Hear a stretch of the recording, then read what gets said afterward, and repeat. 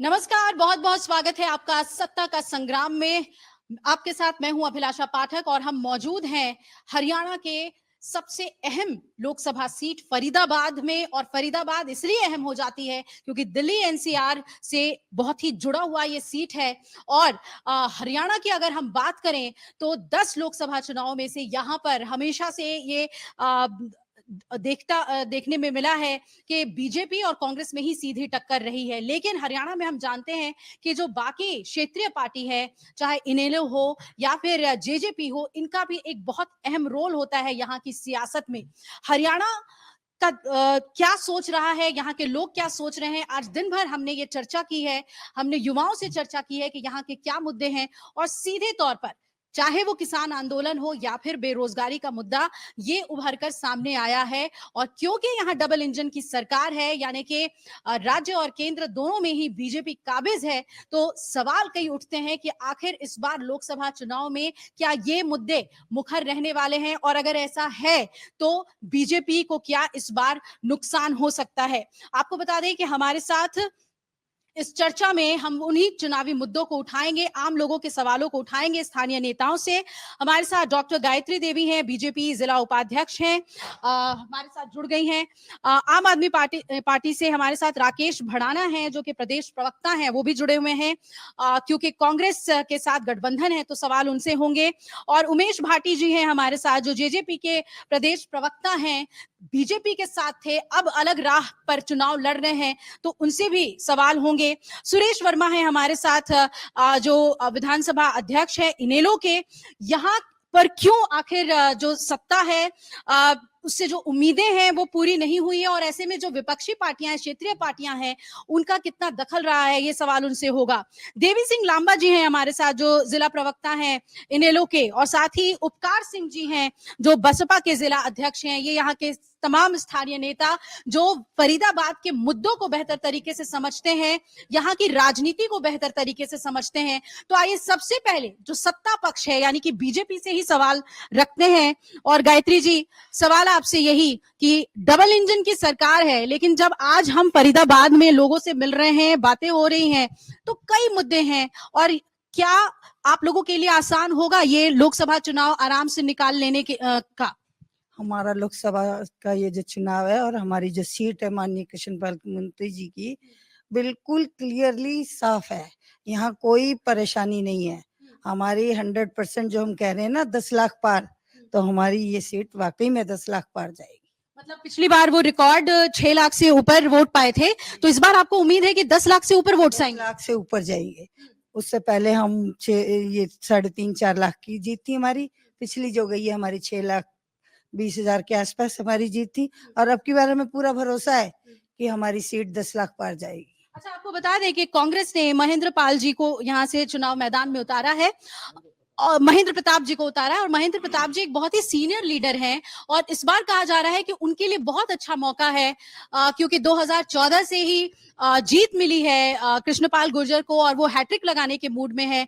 लेकिन क्या कांग्रेस इस बार कुछ जादू कर पाएगी? कांग्रेस के नेता यहाँ पे होते तो सीधे सवाल उनसे पूछा जाता, लेकिन क्योंकि आप आम आदमी पार्टी से हैं, तो कैसे देख रहे हैं आप? सीधी टक्कर बीजेपी कांग्रेस में है या फिर कोई तीसरा भी इस बार कमाल करेगा लोकसभा चुनाव में फरीदाबाद से? हरियाणा में 10 की 10 लोकसभाओं में इंडिया जो गठबंधन है वो पूरी तरीके से मजबूत है। और वो पूरी तरीके से मुझे लगता है कि जिस तरीके से पिछले 10 साल के कार्यकाल में मनोहर लाल की सरकार ली और अभी दूसरे मुख्यमंत्री इन्होंने बदल दिए, आज पूरा प्रदेश दुखी है, छत्तीस बिरादरी के लोग परेशान हैं, क्योंकि भारतीय जनता पार्टी की करनी और कथनी में जमीन आसमान का फर्क है। मैं एक सबसे अहम एक बात बताना चाहता हूँ। ये कहते हैं हमने विकास किया, ये कहते हैं हमने बहुत नौकरियां दी। अगर आपने विकास किया होता, नौकरियां दी होती, या हरियाणा का लोगों का भला किया होता, छत्तीस बिरादरी के लोगों का भला किया होता, तो ऐसी क्या नौबत आ पड़ी कि आपने 9.5 साल में मुख्यमंत्री का चेहरा बदल दिया। और चेहरा भी तब बदल दिया जब लोकसभा के चुनाव थे, क्योंकि भारतीय जनता पार्टी जानती है कि जिस तरीके से भ्रष्टाचार हरियाणा में हुए, जिस तरीके में लोगों को नौकरियां नहीं दी गई, जिस तरीके से विकास के नाम पे झूठ बोले गए, और जिस तरीके से भारतीय जनता पार्टी के लोगों ने बड़े बड़े घोटाले और बड़े बड़े जो इन्हों के वादे थे वो सब फेल हो गए। तो इसलिए आज पूरी तरीके से जो हरियाणा में इंडिया गठबंधन है 10 की 10 लोकसभा सीटों पे मजबूत है, क्योंकि आज पूरा देश और प्रदेश जानता है कि अरविंद केजरीवाल जी की जो नीतियां हैं, जो अरविंद केजरीवाल जी ने दिल्ली में काम किए, पंजाब में काम किए, और हरियाणा के लिए जो हम रोल मॉडल लेके आए हैं, वो अरविंद केजरीवाल जी की नीतियों से लोग बहुत प्रभावित हैं। और वो चाहते हैं कि जो सुविधाएं दिल्ली के लोगों को मिल रही है, जो पंजाब के लोगों को मिल रही है, वो क्यों ना हरियाणा के लोगों को दी जाए। तो कांग्रेस के प्रत्याशी को आप ये कहना चाह रहे हैं कि अगर कांग्रेस के प्रत्याशी अच्छे नंबर से पास होते हैं इस सीट पर, तो उसमें बहुत बड़ा रोल आम आदमी पार्टी का होगा? 101%। देखिए, आप ये एक पूरा हरियाणा इस बात को जानता है कि हरियाणा में सबसे बड़ा संगठन अगर किसी के पास है, तो वो हमारे पास है। आज फरीदाबाद में देखें तो हमारे पास 4000 कार्य वो है पदाधिकारी हैं, और पूरे हरियाणा में देखें तो हमारे पास 15,000 कार्यकर्ता हैं और पदाधिकारी हैं। और जिस तेजी से आज हरियाणा में आम आदमी पार्टी के कार्यकर्ता बढ़ रहे हैं, मेहनत कर रहे हैं, लोगों से मिल रहे हैं, डोर टू डोर कर रहे हैं, तो संगठन के तौर पे आज अरविंद केजरीवाल जी की जो हमारी जो पार्टी है, जैसे वो पंजाब में अलग से लड़े, तो फिर हरियाणा में क्यों नहीं? देखिए वहाँ की परिस्थितियाँ अलग है, हरियाणा की परिस्थितियाँ अलग है, दिल्ली की परिस्थितियाँ अलग है, गोवा की परिस्थितियाँ अलग है, गुजरात की परिस्थितियाँ है, हर प्रदेश की परिस्थितियाँ अलग अलग है। परंतु आज देखिए, अगर मैं एक भारतीय जनता पार्टी के एक और आपको एक उदाहरण देना चाहता हूँ। पिछले 5 रोज पहले जब भारतीय जनता पार्टी को लगा कि अरविंद केजरीवाल जी, जैसे मीडिया के माध्यम से आ रहा था कि हो सकता है कि कल उनकी बेल हो जाएगी, तो उन्हें लगा कि अरविंद केजरीवाल जी वहां से छूट सकते हैं, और सुप्रीम कोर्ट ने अगले दिन उन्हें बेल भी दे दी। तो भारतीय जनता पार्टी के नेता जो जो राष्ट्रीय नेता वो इतना डर गए कि उन्होंने आनंद फानन में नड्डा जी ने आके पंचकुला में इनके जो सीनियर लीडर थे उनकी मीटिंग ली, और उनकी मीटिंग में उन्हें लताड़ा, क्योंकि उन्होंने कहा कि अगर अरविंद केजरीवाल जी हरियाणा में आएंगे और उन्हें अब जमानत मिल गई है, तो आप की जो परिस्थितियां हैं, जिस तरीके से कह रहे हैं कि हम 10 की लोकसभाएं जीत जाएंगे, तो परिस्थितियां बदलने वाली है। और मैं आपको एक और बात बता दूं, उसके बाद जब अरविंद केजरीवाल जी कुरुक्षेत्र में पहुंच गए, तो कुरुक्षेत्र में पहुंचने के बाद इन्होंने आनन फानन में इन्होंने अपने मुख्यमंत्री, पूरे प्रदेश जो राजस्थान के, मध्य प्रदेश के जो मुख्यमंत्री है, उनको हरियाणा में उनकी ड्यूटी लगा दी। और होना जाना कुछ भी नहीं है। इसके बाद मैं एक और बात कहना चाहता हूँ कि जिस तरीके से इनकी दिल्ली में जो नगर निगम के चुनाव थे, तो भारतीय जनता पार्टी ने क्या किया कि वहां पूरी ताकत लगा दी। इनके 12-13 मुख्यमंत्री भी लगा दिए, गृह मंत्री भी लगा दिए, कृषि मंत्री भी लगा दिए, गली गली कूचे कूचे ये घूमे, परंतु वहां भी इन्हें मुंह की खानी पड़ी, क्योंकि लोग जानते हैं कि इस देश में अगर कोई ईमानदारी का सबसे बड़ा चेहरा है तो अरविंद केजरीवाल वो जी। अरविंद केजरीवाल हैं, और अरविंद केजरीवाल जो हैं वो कांग्रेस के साथ हैं, और अब जो है इंडिया गठबंधन में एक एकजुटता देखने को मिल रही है। गायत्री जी, आप कुछ कहना चाहेंगे तमाम बातों पर, क्योंकि ये क्या दिल्ली का असर जो है वो फरीदाबाद पे है? दिल्ली का असर कोई फरीदाबाद पे नहीं है। रही कार्यकर्ताओं की बात, ये इनके पूरे हरियाणा में 15,000 कार्यकर्ता हैं, हमारे 15,000 कार्यकर्ता ओनली फरीदाबाद में हैं। ठीक है, और ये जो कह रहे हैं जॉब के लिए, तो नौकरियां हमारी सरकार में बिना खर्ची बिना पर्ची के बिल्कुल ट्रांसपेरेंसी के अनुसार दी गई हैं। हमारे में ये नहीं है कि आओ पैसे दो और नौकरियां लो। भारतीय जनता पार्टी में कोई भी एक नौकरी बिना मतलब किसी की सिफारिश पे नहीं लगी, किसी के पैसे के खर्चे पे नहीं। जिन बच्चों में काबिलियत थी उन बच्चों की सबकी नौकरियां लगी हैं। मैं आपको ऐसे ऐसे गरीब घर दिखाऊंगी जिनके बच्चे गवर्नमेंट जॉब पे बहुत अच्छी पोस्टों पे लगे हैं। ये हमारी सरकार की उपलब्धियां हैं। रही ये कि आनंद फानन में हमारे नड्डा जी ने ये प्रोग्राम करे हैं, ऐसा नहीं है, ये प्रोग्राम पहले से ही डिसाइडेड थे कि उन्होंने इस तरीके से आना। अगर इतना अच्छा चल रहा था यहाँ पर, और मतलब डबल इंजन की सरकार है, तो ये सवाल तो बनता ही है यहाँ पर, क्योंकि जेजेपी के भी नेता हैं, उनसे भी पूछूंगी आखिर क्यों आखिर वक्त में एक चुनावी साल में उससे पहले मुख्यमंत्री को बदलना पड़ा? मुख्यमंत्री जी को इसलिए नहीं बदला गया कि भाई हमारी सरकार डबल इंजन की सरकार अच्छी तरह नहीं चल रही है। हमने उनको एमपी का कैंडिडेट घोषित करना था, इसलिए नायब सैनी जी को इस चीज का चेहरा बनाया गया कि भाई वो अपने सीएम के दावेदार हैं, इसलिए। जेजेपी के नेता हैं, आप कुछ कहना चाहेंगे? सब कुछ बढ़िया था या नहीं था, इस वजह से अलग हुए? नहीं, ऐसा कुछ नहीं है। 2019 का हम चुनाव की बात करें तो 2019 के चुनाव के दौरान हम लोगों ने अलग अलग इलेक्शन लड़ा। जेजेपी ने अलग इलेक्शन लड़ा, बीजेपी ने अलग इलेक्शन लड़ा। लेकिन जब मैंडेट की बात करें, जो मैंडेट आया, तो मैंडेट किसी भी, ना तो कांग्रेस को मिला ना बीजेपी को मिला। और सबसे पहले हम लोगों ने कांग्रेस को अप्रोच किया, कांग्रेस से बात की कि अगर आप चाहते हैं कि सरकार बनाए तो हम आपके साथ हैं। लेकिन कांग्रेस को लगा कि शायद बच्चे हैं, ये कुछ नहीं कर पाएंगे, तो उन्होंने जो है उस बात को सीरियसली नहीं लिया। देखिए, हरियाणा में स्थिर सरकार देनी थी, दोबारा बाई इलेक्शन होता तो शायद कितना करोड़ रुपए खर्च होता हरियाणा का। तो हम लोगों ने फिर बीजेपी के साथ चर्चा की और बीजेपी के साथ चर्चा करने के बाद में वो हमारा गठबंधन बना और गठबंधन बना भी और 4.5 साल बहुत अच्छी तरीके से काम भी हुआ। ऐसा नहीं है कि काम नहीं हुआ, 4.5 साल बहुत अच्छे तरीके से काम तो हुआ। आखिर में फिर बीजेपी को लगा कि बच्चे हैं, ये कुछ नहीं कर सकेंगे और उन्होंने आपको अपने से दूर कर दिया। लेकिन बात जहाँ पे अटकी आकर कि हम लोगों का गठबंधन पोस्ट गठबंधन था, प्रो गठबंधन नहीं था। ठीक है ना? तो ये आपका जो कहना है कि बच्चे लगे तो 4.5 साल बाद, वो गलत है आपका आरोप। अगर नहीं होता तो नहीं, ये कांग्रेस मेरा आरोप नहीं है, मैं पूछ रही हूँ कि बीजेपी को क्या लगा। बीजेपी को क्या लगा, ये तो खैर अभी बीजेपी की मैडम बताएंगे उनको क्या लगा, बीजेपी के प्रवक्ता बताएंगे उनको कैसा लगा। लेकिन आधी रात को सरकार का बदलना, ठीक है, हमने पहले ही कह दिया आपको, पोस्ट गठबंधन था, प्री गठबंधन नहीं था। प्री गठबंधन होता तो शायद इस बात पे चर्चा भी की जाती कि भाई क्या बात है, क्या वजह है। पोस्ट गठबंधन सिर्फ बनाया गया था सरकार को चलाने के लिए, और सरकार को चलाने के लिए चली सरकार 4.5 साल। लेकिन शायद उनको लगा होगा, जब हमारी सीटों के बंटवारे के बारे में जब चर्चा हुई, तो सीटों के बंटवारे में चर्चा हुई तो उनको लगा कि नहीं, हम 10 की 10 सीट जीत सकते हैं, हम क्यों गठबंधन में हम जेजेपी को सीटें दें। लेकिन ऐसा नहीं है कि हरियाणा में गठबंधन हुआ है, पूरे देश में गठबंधन हुआ है। एनडीए में एक खाली बीजेपी नहीं है, एनडीए में उस समय जेजेपी नहीं थी। एनडीए में 36 से ज्यादा पार्टियां हैं और उन्होंने हर जगह उनको सीटें दी। और बस एक सीट की तो मांग थी आपकी तरफ से, वो भी इन्होंने नहीं। पर लेकिन कोई बात नहीं, देखिए ऐसा है कि लड़ना सीखना चाहिए और लड़ना आना भी चाहिए। एक बात बता दीजिए कि 4.5 साल में क्या बीजेपी सरकार ने, या यूं कहें आपके गठबंधन के सरकार ने सभी वादों को पूरा किया, काम अच्छा किया? देखिए, मुझे बीजेपी का नहीं पता, लेकिन मुझे अपना पता है कि जननायक जनता पार्टी ने जो वादे किए थे, हमने 5100 का वादा किया, हमने लड़ झगड़ कर उसको 3 तक पहुंचा दिया। 3000 रुपए आज वृद्धा पेंशन है। 5100 अगर हमारी सरकार होती तो आज भी मैं बोलता हूँ आपके चैनल के माध्यम से, हमारी सरकार बनती है तो 5100 से ऊपर हम लेकर जाएंगे। 75% की बात करें नौकरियों की, तो नौकरियों का हमने जो 75% की बात रखी थी, हमने 75% की बात रखी और 75% का कानून भी पास हुआ। लेकिन कोर्ट में जाकर वो अभी अटका हुआ है। कोर्ट में जो भी फैसला होगा, कि कोर्ट सर्वमान्य है, वहां से जो फैसला आता है हमें कोई दिक्कत नहीं है उसमें।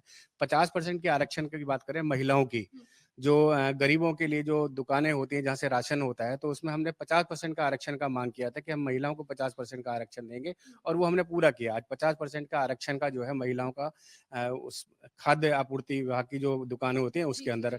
ऐसे अनगिनत युवाओं की बात करें जो पेपर हुआ करते थे, पेपर में रोहतक का आके बच्चा यहाँ फरीदाबाद में देता था, फरीदाबाद का बच्चा रोहतक जाता था, तो हमने उस चीज को मांग को रखा और उसको हमने पूरा भी किया। आज फरीदाबाद का बच्चा फरीदाबाद पेपर देता है, रोहतक का बच्चा रोहतक में पेपर देता है। जो 100-150 किलोमीटर की जो लंबी या 200 किलोमीटर जो जाते थे, वो चीजें, ऐसे अनगिनत चीजें हैं। आपका ये कहना है कि आपने अपने स्तर पे बीजेपी के साथ गठबंधन के तहत कई काम किए हैं। चलिए, कुछ और भी राजनीतिक पार्टियां, उनसे हम बात करते हैं। इस बार के चुनाव में क्या लग रहा है? जो लड़ाई है वो सीधे सीधे बीजेपी और कांग्रेस के बीच है, या फिर जनता दूसरे विकल्प के बारे में भी सोच रही है? और क्योंकि आप एक किसान नेता भी हैं, तो आपसे हम ये समझना चाहेंगे कि इनेलो मुद्दों को लेकर कितना जनता के बीच में है? बतौर किसान नेता आप लोग जनता के बीच में है, किस तरीके से ये चुनाव है? देखिए, किसानों के लिए बीजेपी और कांग्रेस दोनों एक चीज है। जो बीज कांग्रेस बो के गई, उनको बीजेपी ने और ज्यादा बढ़ाया। आज पूरा हरियाणा धरनाओं से अटा पड़ा है। आप हमें अपने फरीदाबाद से शुरू कर देता हूँ, लोकसभा से। मिंडकोला में 37 दिन धरना रहा। वहां पर किसान बैठे रहे, सर्दी में गर्मी में, उनकी जमीन गई है। उनके आने वाली भविष्य की पीढ़ी के लिए कितना भयावह परिणाम होगा, इसकी जमीन कौड़ियों के भाव जा रही। उसके बाद धरना यहाँ पर हमारे मोहना में 7 महीने हो गए। वहां पर कितनी सर्दी रही है, एक बार 0- सर्दी रही है। वहां पर हमारी 90-90 साल की बुजुर्ग महिलाएं वहां पर रही हैं, बड़े बूढ़े रहे हैं। एक धार्मिक प्रोग्राम में, किसी भी समाज, किसी भी वो उसका हो धर्म का, मंदिर में प्रवेश करने के बाद जिस प्रदेश का मुखिया और मंत्री और उस क्षेत्र का विधायक एक घोषणा कराए, झूठ बोलाए, तो एक धर्म उठाने के बराबर समझो। आप खुलकर कह रहे हैं कि बीजेपी और कांग्रेस में फर्क नहीं है, लेकिन कई सीटों पर तो आप कांग्रेस को सपोर्ट देते हुए दिख रहे हैं, समर्थन देते हुए दिख रहे हैं। कहां पर?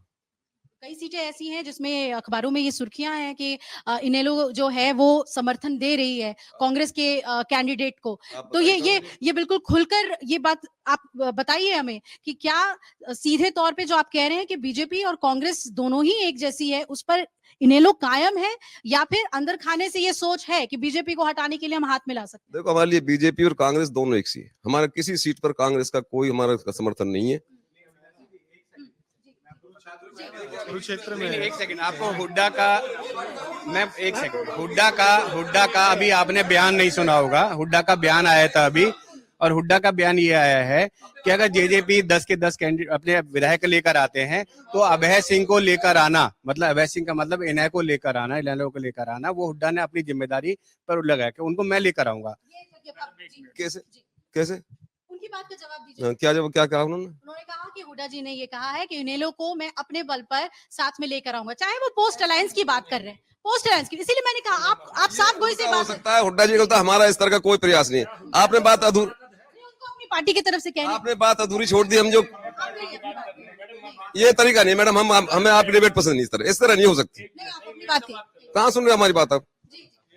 बताइए आप क्या पूछना चाहते हैं? मैं यही पूछ रही हूँ कि जो कॉर्नरिंग हो रही है या जो रीजनल पार्टीज हैं वो अपना किस तरफ रुख देख रही हैं, बीजेपी की तरफ देख रही है या कांग्रेस की तरफ कह रही है? ऐसे ही आम आदमी पार्टी कभी कहा करती थी कि बीजेपी और कांग्रेस ये आपस में मिले हुए हैं, लेकिन आज कांग्रेस के साथ अलायंस है। मेरा सवाल यही है कि इनेलो किस तरफ है? देखिए, इनेलो अपनी जगह है, वो ना कांग्रेस को सपोर्ट करी है ना भाजपा को। ये दोनों अलग अलग पार्टीज है और हमारा अपना अस्तित्व है।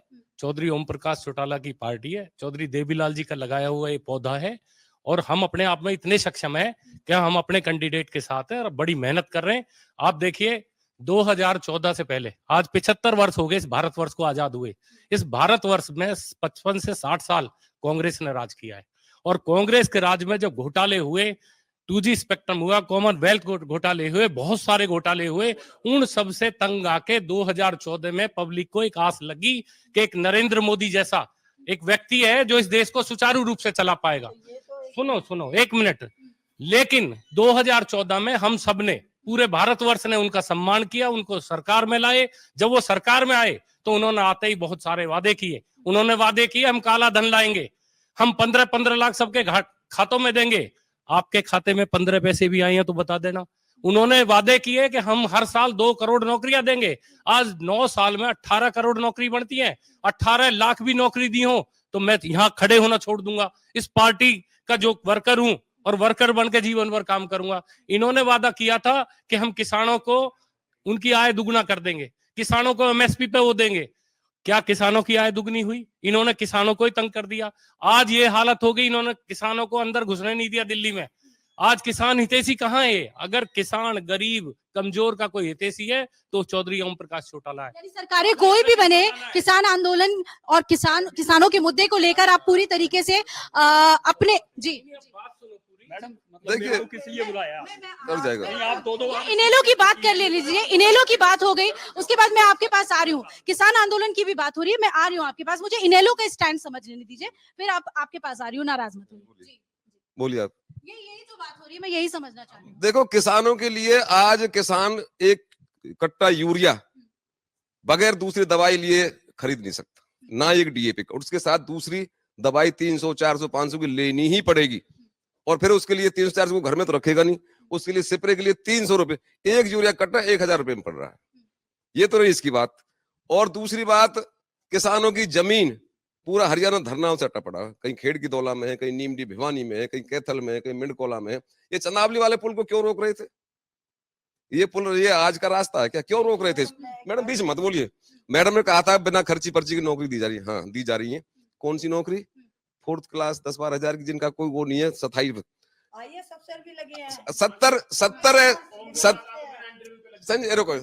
SDO लगे थे, और उसमें से हरियाणा के केवल 2, बाकी 68 कहाँ के थे? वो गुजरात के RSS के। कितनी ही नौकरियां जो 1 क्लास ऑफिसर की हैं, वो सारी RSS बाहर की MP, UP, राजस्थान, जहां भी उनका दाव लगा, हरियाणा में लगा दी गई। और भी सवाल है फिर मेरे। लगभग 32 आज तक परीक्षाएं हुई हैं, एक भी परीक्षा ऐसी जिसमें पेपर लीक ना हुआ हो। यानी पूरी तरीके से आप किसानों के मुद्दे पर, बेरोजगारी के मुद्दे पर अकेले अपने दम पे चुनाव लड़ रहे हैं। जी, आपकी बात करते हैं, बसपा की बात करते हैं। फरीदाबाद सीट की बात करें तो बीजेपी और कांग्रेस के बाद जो आपका जनाधार रहा है, नंबर 3 पर आप रहे हैं। किस तरीके से देखें इस बार के चुनाव को, हम कैसे देखें? क्या आपको विश्वास है कि मायावती की जो बातें हैं उससे आम जनता जो है वो फरीदाबाद की विश्वास दिखाएगी, बीजेपी और कांग्रेस को नहीं बसपा को चुनेगी? मैडम, मैं पहले आपकी बात का जवाब दे रहा हूँ, मैं साथ के साथ बाकी चीजें भी लेनी पड़ेंगी मेरे को, क्योंकि सभी बोल चुके हैं। जहां तक बात हमारी पार्टी की है, सबसे पहला तो समीकरण हमारे फेवर में ये बन रहा है कि एक ही समुदाय के बीजेपी और कांग्रेस से खड़े हो रहे हैं, जिनकी वोटें 2-2.5 लाख हैं। दूसरी तरफ आ जाओ तो एक ही समुदाय के 2 लोग खड़े हुए हैं जेजेपी से और एनएलओ से। केवल हमारी पार्टी है जो एक समुदाय का खड़ा हुआ है।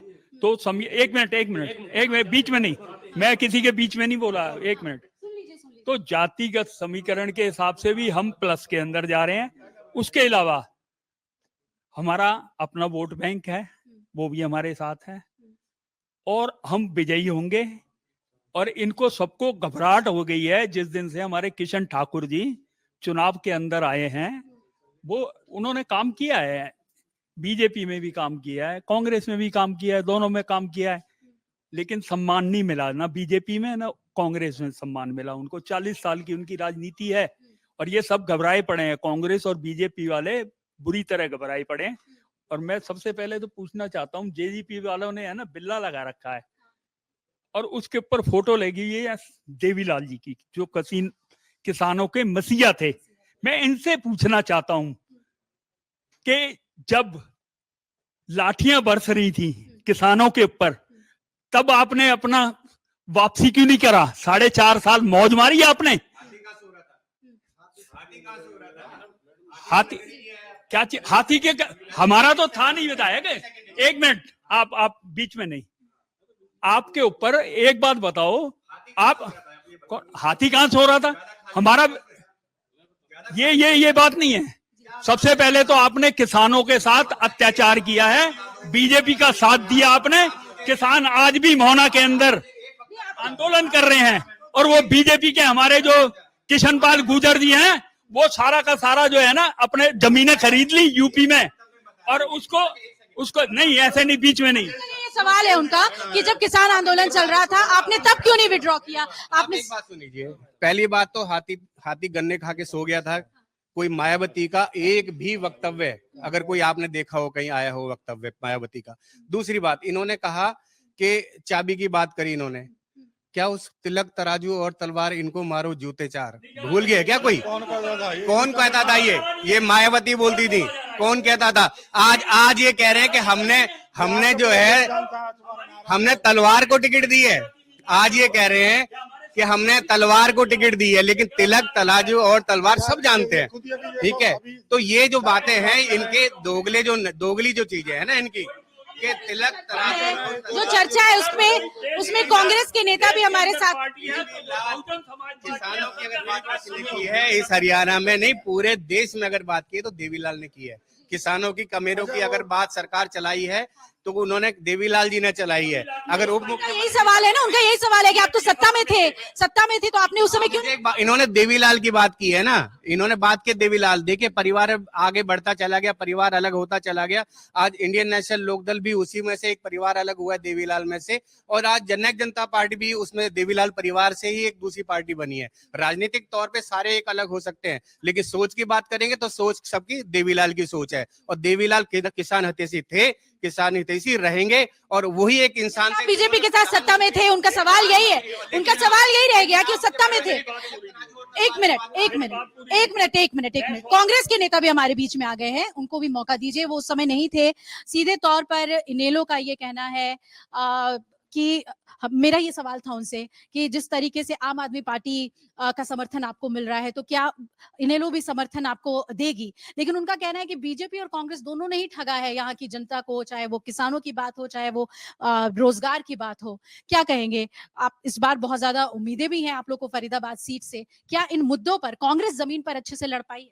देखिए, कांग्रेस बिल्कुल अच्छे से लड़ रही है, जो गठबंधन है वो अच्छे से लड़ रहा है। और ये बात इसमें हाथ कंगन को आरसी का और पढ़े लिखे को फारसी का, ये आप पूरे क्षेत्र में माहौल देखिए, इस बॉर्डर से लेकर उस बॉर्डर तक। आप जो कांग्रेस प्रत्याशी हैं उनकी भीड़ देख लीजिए, और जो बीजेपी के प्रत्याशी हैं वो किस तरीके से किराए की भीड़ क्या वोट में टर्नआउट होता है? नहीं, वोट बैंक टर्नआउट होगा, क्योंकि हमारे एक्चुअल वोटर्स हैं जो पहुंच रहे हैं। हमें कोई बसें भेजकर लोगों को इकट्ठा नहीं करना पड़ रहा। हमें इनकी तरह जो फैक्ट्रियों की छुट्टी करा के भीड़ इकट्ठी करनी नहीं पड़ रही है।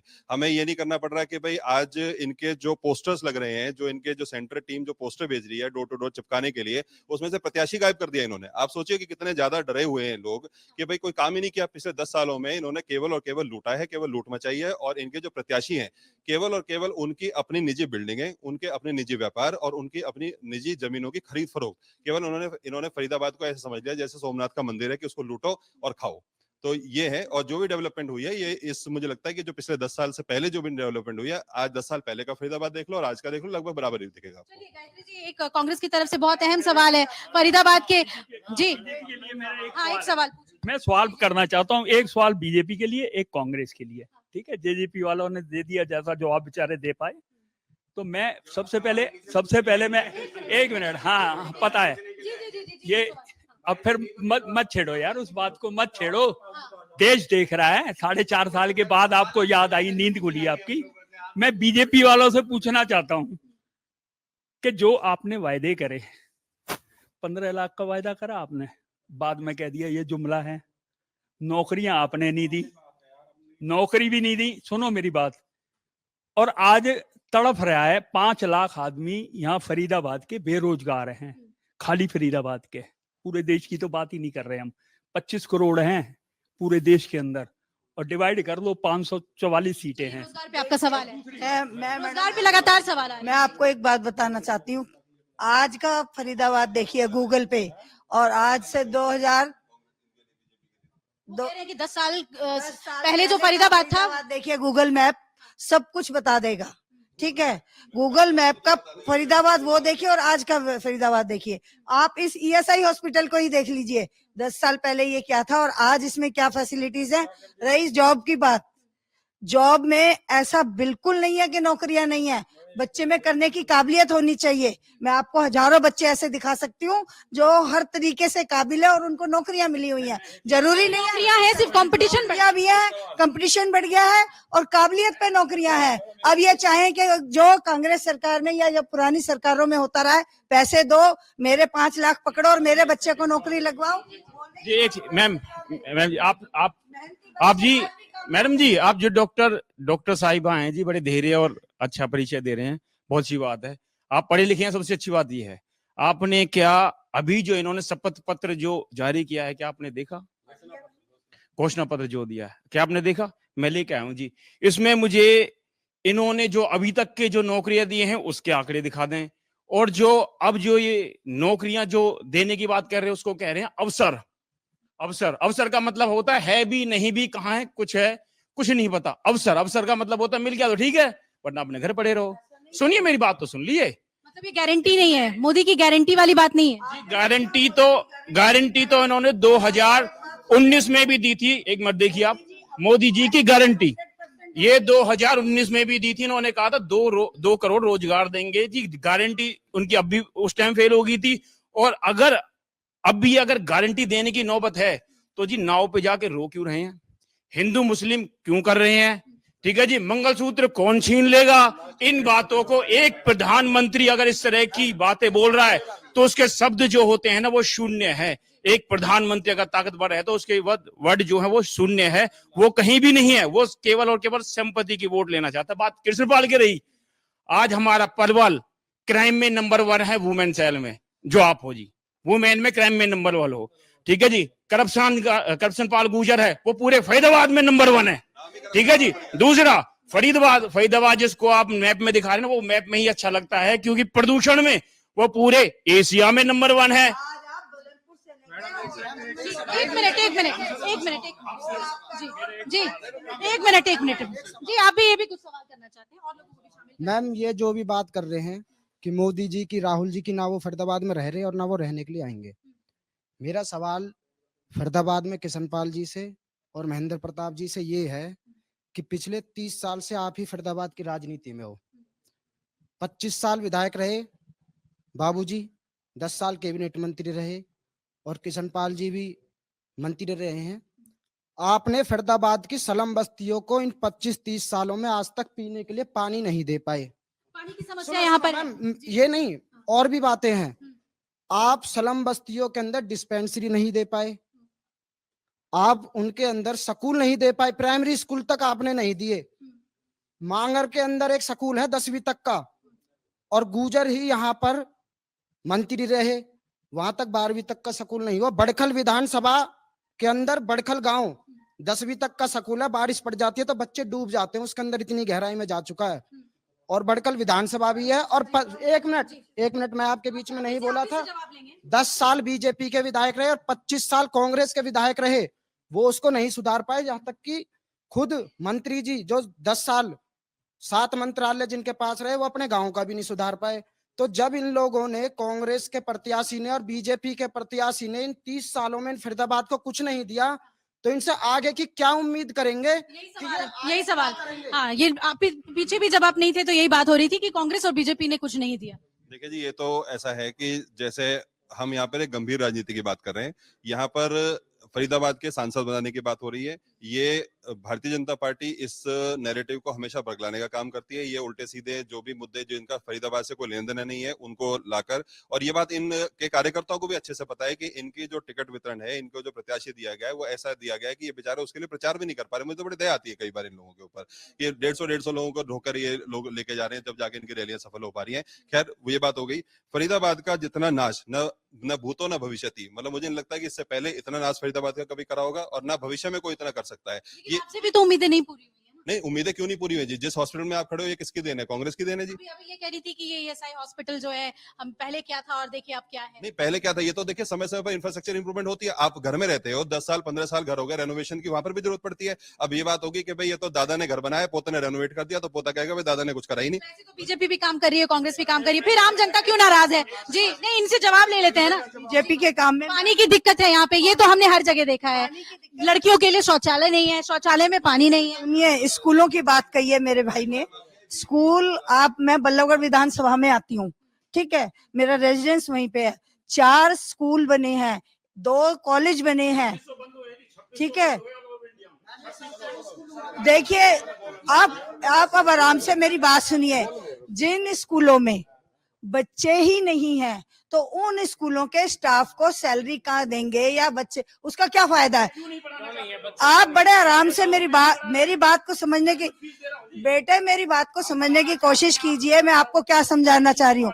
हमारे बल्लभगढ़ में जो स्कूल बने हैं, वही जो आज के जो आप डीपीएस स्कूल के मॉडल स्कूल जैसे स्कूल बने हैं, और आज जाके देखिए 6000 लड़कियां उस स्कूल में पढ़ती है, बल्लभगढ़ सेट।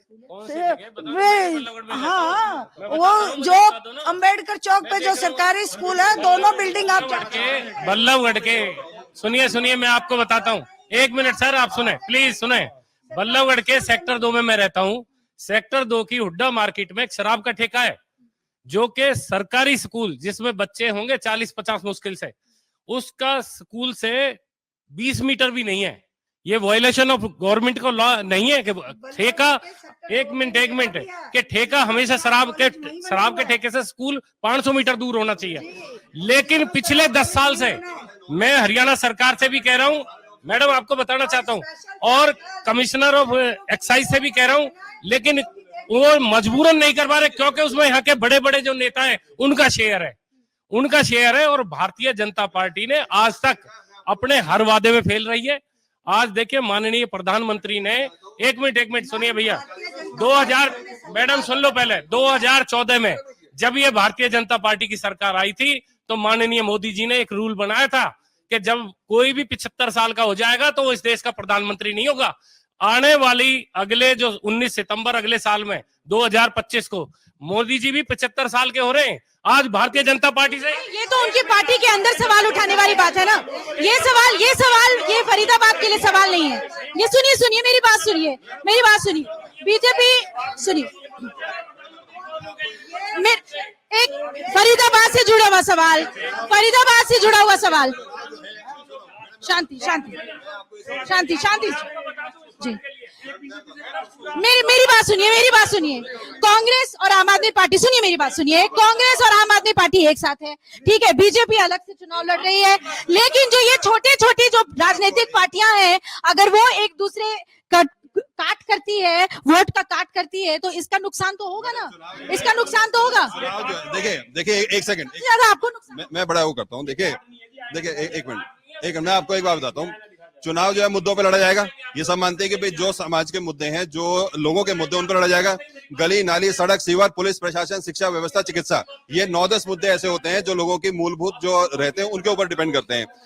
इन्होंने एक एक इशू को खत्म करने का काम किया है। इशू को खत्म करने का मतलब है कि ना तो इन्होंने कहीं पर, आप कॉलोनी में चले जाइए, कॉलोनी के अंदर इनके राज में ऐसे बोर्ड लग जाने चाहिए कि बरसात के मौसम में कृपया इन कॉलोनी में ना घुसे, आपकी जान भी जा सकती है। इनके जो स्कूल्स हैं वहां पर आप देख लीजिए, सुअर लेट रहे हैं स्कूलों के अंदर, वहां बच्चे कैसे पढ़ने के लिए जाएंगे। इन्होंने इनके खुद के नेताओं के, भाजपा प्रत्याशी के खुद का डीपीएस स्कूल तो खुल गया, जिसके लिए मुख्यमंत्री उसका उद्घाटन करने के लिए आ जाते हैं, लेकिन इनसे एक सरकारी स्कूल बढ़िया नहीं बनाया गया जिसमें कि गरीब का बच्चा पढ़ सके।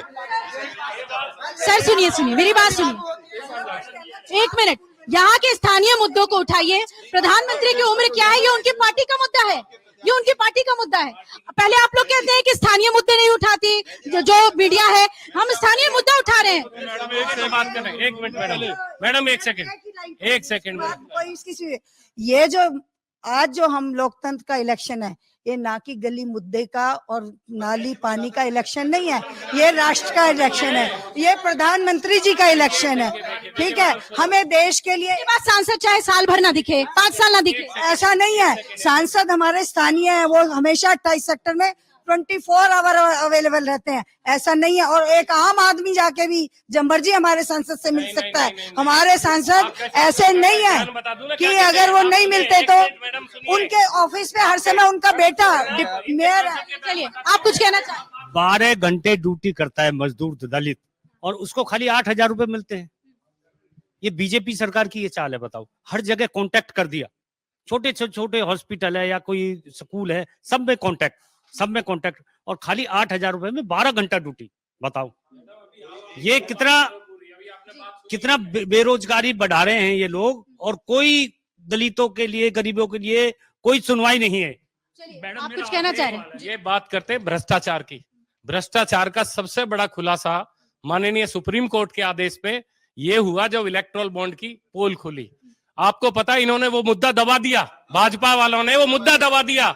आपको मैं बताना चाहता हूं, इलेक्ट्रल बॉन्ड जब सुप्रीम कोर्ट ने आदेश दिए, माननीय सुप्रीम कोर्ट ने, कि भाई एसबीआई उनकी लिस्ट जारी करे कि चंदा किसको गया, तो वो बहुत बड़ी लिस्ट आई, उसमें 10,000 करोड़ का इलेक्ट्रल बॉन्ड के माध्यम से चंदा भारतीय जनता पार्टी को मिला है। तो उस भारतीय जनता पार्टी ने जब उनको चंदा मिला है, उस लिस्ट में उस कंपनी को या तो कोई बहुत बड़ा ठेका मिला है या बहुत बड़ा मुनाफा हुआ है, उन पे ईडी की रेड कराई है, उन पे सीबीआई की रेड हुई है। और आप देखिए उस डेट से एग्जैक्टली उस दिन के बाद या उससे पहले उनका कुछ ना कुछ फायदा हुआ होगा। ये इस भारतीय जनता पार्टी ने किया है। और भारतीय जनता पार्टी को 5 साल राज दे दिया। 10 साल जब ये 2019 में आए तब वो पुलवामा कांड हो गया उसकी वजह। लेकिन आज सुनिए, आज ना भ्रष्टाचार है, इनका बहुत बोलवाला भ्रष्टाचार, ना नौकरियां हैं, ना किसानों का भला है, तो कैसे इन्हें वोट दे देगा कोई। किसानों के लिए एमएसपी और सीबीआई का इस्तेमाल कर, किसानों के खाते में हर साल 6,000 रुपए हर साल हर किसान के भाई के अकाउंट में जाते हैं। और अगर उनके फसल का नुस्खा है, जो वाकई में काबिल हैं बच्चे, उनको नौकरियां मिल रही हैं। ऐसा नहीं है कि अगर वो नौकरी, आपको नहीं लगता कि ये सभी पार्टी जो अलग अलग बट गई उससे बीजेपी को फायदा और एक चीज है और बताऊं आपको, अभी इन्होंने एक और बहुत गलत स्कीम चलाई है, 1 नेशन 1 लीडरशिप। इसके बारे में आप बात सुने। इन्होंने क्या करना है, इन्होंने आगे सबकी लीडरशिप खत्म कर देनी है, विपक्ष में कोई नहीं छोड़ना, उनको भी उठा के जेल में डाल देंगे और इनका अपना मनमाना राज चलाने की कोशिश कर रहे हैं, जो कि लोकतंत्र की हत्या है। यही तो मेरा सवाल है कि क्षेत्रीय पार्टी क्यों नहीं एक अच्छा ऑप्शन बनकर सामने आ रही है, क्षेत्रीय पार्टी क्यों नहीं आगे बढ़ पा रही है। मैडम मेरी बात सुन लो, आज देश के अंदर जो चुनाव हो रहा है ना, वो बहुत खतरनाक मोड़ की तरफ चला गया है, बड़ा गंभीर विषय है। हिंदू मुसलमान पाकिस्तान आ जाता है। मैं इनसे पूछना चाहता हूँ, क्या इस देश के अंदर पिछले 500 साल से मुसलमान नहीं रहते थे इस देश के अंदर? क्या लोकतंत्र के अंदर ये बातें करनी वाजिब है कि कौन यहाँ रह सकता है, कौन नहीं रह सकता है। चुनाव फंसा हुआ लग रहा है क्या, जो आपको धर्म का सहारा लेना पड़ता है? एक मिनट मुझे पूछने दीजिए ना, मुझे पूछने दीजिए। 4 चरण बीत चुके हैं, 5वां चरण। नहीं, मैं भाई साहब की सवाल का जवाब दे, मैं 1 मिनट, मैं भाई साहब की बात का जवाब दे रही हूँ कि जैसे इन्होंने कहा कि जब यहाँ पे हमारे माननीय प्रधानमंत्री जी ने जो भाई बांग्लादेश से आके शरणार्थी रहे थे उनको भी सिटीजनशिप दी है। ये तो अपने उनके लिए कह रहे हैं कि भाई उनका कोई वो नहीं है। जब हम बाहर आए हुए लोगों को अगर अपने देश की नागरिकता दे रहे हैं तो अपने देश के नागरिकों के लिए नहीं करेंगे? तो कैसे नहीं करेंगे? मैं इसके समरी दे देता हूँ आपको। एक सेकंड मैं समरी देता हूँ। देखिए देश में मजबूत सरकार अगर कोई दे सकती है तो कांग्रेस पार्टी दे सकती है, पहले भी दी है। और जितनी भी जो क्षेत्रीय पार्टी है इनके पास राष्ट्रीय मुद्दे नहीं है। क्षेत्रीय विधायक के लिए ठीक है, इनका चुनाव लड़ते हैं, सबके क्षेत्रीय उनके आसपास होते हैं, लेकिन जब राष्ट्रीय राजनीति की बात होती है, नेशनल पॉलिटिक्स की बात होती है, तो जितनी भी क्षेत्रीय पार्टियां हैं ये बड़ी पार्टियों का सहारा ढूंढती है कि भाई कोई हमें गठबंधन में शामिल कर ले, हम इतनी सीट लेकर आकर जितने भी लोगों ने मैंडेट दिया उसको बेच दें हम कहीं ना कहीं। तो ये मैंडेट तो हर राज्य में यही तो दिक्कत हुई है कि क्षेत्रीय पार्टियों ने आपको मैडम मुझे बात करने दीजिए, मेरे को बात करने दीजिए। बीजेपी तो मैडम खुद हरियाणा की बात कर लो, हरियाणा में 4 विधायकों से फालतू आते नहीं थे, तो सारा ढूंढते घूमते थे कि किसी का सहारा मिल जाए और हम कहीं ना कहीं सत्ता में। क्षेत्रीय पार्टियों को क्या अंडर एस्टिमेट कर रहे हैं? एस्टिमेट नहीं कर रहा हूँ, मैं कह रहा हूँ जो राष्ट्रीय मुद्दे हैं वो क्षेत्रीय पार्टियों को बीजेपी या कांग्रेस इनका सहारा लेना पड़ता है। जो हमारे साथ गठबंधन में है, जो यूपीए गठबंधन में है, वो क्षेत्रीय मुद्दे उठाते हैं, क्षेत्रीय मुद्दों से कुछ सीट्स लेकर आते हैं। और लेकिन अगर हम तो साथ ले लेते तो ज्यादा फायदे मेरे थे। ये सब अलग अलग आपका ही वोट काटेंगे। नहीं काट रहे ना, हमने देखो गठबंधन की सरकार है, जो इंडिया गठबंधन है उसमें सबको ओपन था कि भाई इस देश के लोकतंत्र को बचाने के लिए जो पार्टी साथ आना चाहती है वो आए। सबने अपने हिसाब से गठबंधन बना लिया। अब हम चुनाव लड़ रहे हैं और मजबूती से चुनाव लड़ रहे हैं और ये इसको बचाने का। अभी गठबंधन में नहीं गए जी। मैडम मैं एक बात पूछना चाहता हूँ, आपको नहीं लगता कि आपको नहीं लगता कि बीजेपी? अपील है आपसे बीच में ना बोले, हम आपके बीच में बोलते नहीं है, हमारी अपील है आपसे। पहले आप क्षेत्रीय पार्टियों की बात करें भाई साहब, राष्ट्रीय पार्टी कौन सा राष्ट्रीय मुद्दा ऐसे इन्होंने सुलझाया? रही क्षेत्रीय पार्टी की बात, हमारा अभय सिंह चौटाला जी ने हरियाणा विधानसभा में एक भी समस्या ऐसी नहीं छोड़ी जिस पर आवाज ना उठाई उन्होंने। एक भी समस्या बता दीजिए। किसानों के लेकर के एमएसपी की बात कर रही, उन्होंने इस्तीफा दिया, 6 महीने सरकार से बाहर रहे, किसको बुरे लगते हैं पैसे? यार बीच में मत बोलिए भाई साहब, आप हम जवाब दे रहे हैं और आप कह रहे हैं क्षेत्रीय पार्टी आगे क्यों नहीं आती। देखिए आज इंडियन नेशनल लोकदल बहुत अच्छा परफॉर्म कर रही है। आप जीरो ग्राउंड पर जाकर देखिए, आप कुरुक्षेत्र में जाकर देखिए, आप हिसार में देखिए, आप मेवात में देखिए, गुड़गांव सीट पर, आप करनाल में देखिए, आप उसमें अंबाला में देखिए, हमारे वहां सिख भाई वो जो रिजर्व सीट है बहुत अच्छा, लगभग हम 4-5 सीटों पर अच्छी मजबूत स्थिति में। ऐसी बात नहीं कि राष्ट्रीय पार्टियां बीजेपी और कांग्रेस ही रहेंगी, ऐसा नहीं है। बहुत अच्छा वोट काटने के रोल में आ गए। मैडम मेरा सवाल ये है, ये देश बच पाएगा या नहीं? पहला सवाल बीजेपी से है कि जिस तरीके का माहौल बनाया जा रहा है, हिंदू मुसलमान से किस तरीके की बातें करके राम जी का मंदिर बनाया, वो सबके हैं राम जी, कोई ये इनका विशेष नहीं है, ये इनका कुछ नहीं है। मेरी बात पूरी कंप्लीट होने लगी, इनका कुछ नहीं है। और मैं इनसे पूछना चाहता हूँ, गुजरात में दंगे हुए, किसकी सरकार थी? बीजेपी की। 1984 में दंगे हुए, किसकी सरकार थी? कांग्रेस। ये दोनों सांप्रदायिक पार्टियां हैं। अगर पार्टी कोई है जिसके राज में कभी दंगा नहीं हुआ, बहुजन समाज पार्टी 4 बार मुख्यमंत्री बनी, बहन कुमारी मायावती, किसी के साथ भी कोई अन्याय नहीं हुआ, अत्याचार नहीं हुआ। संविधान को मानने वाली अगर देश के अंदर पार्टी है तो बहुजन समाज पार्टी है, वरना ये दोनों तो सांप्रदायिक है। चलिए आपकी बात आपने अपनी पार्टी के लिए कहा, लेकिन ये जो बातें सुन के समझ में आ रहा है कि अलग अलग जो क्षेत्रीय पार्टियां हैं वो वोट काटने का काम तो करेंगी, और इसीलिए फरीदाबाद में ये कहा जा रहा है कि बीजेपी और कांग्रेस के बीच ही मुख्य लड़ाई है। लेकिन इस बार जो है, इस बार किसान आंदोलन और बेरोजगारी ये एक अहम मुद्दा है। देखना है कि फरीदाबाद में जो आम जनता है वो क्या फैसला लेती है, लोकसभा चुनाव में अपना क्या फैसला लेती है। कैमरामैन कमल के साथ फरीदाबाद से अभिलाषा पाठक, अमर उजाला के लिए। अगर आप ये वीडियो YouTube पर देख रहे हैं तो हमारे चैनल को सब्सक्राइब करें और बेल आइकन को दबाना ना भूलें। अगर आप Facebook पर ये वीडियो देख रहे हैं तो हमारे पेज को लाइक करें।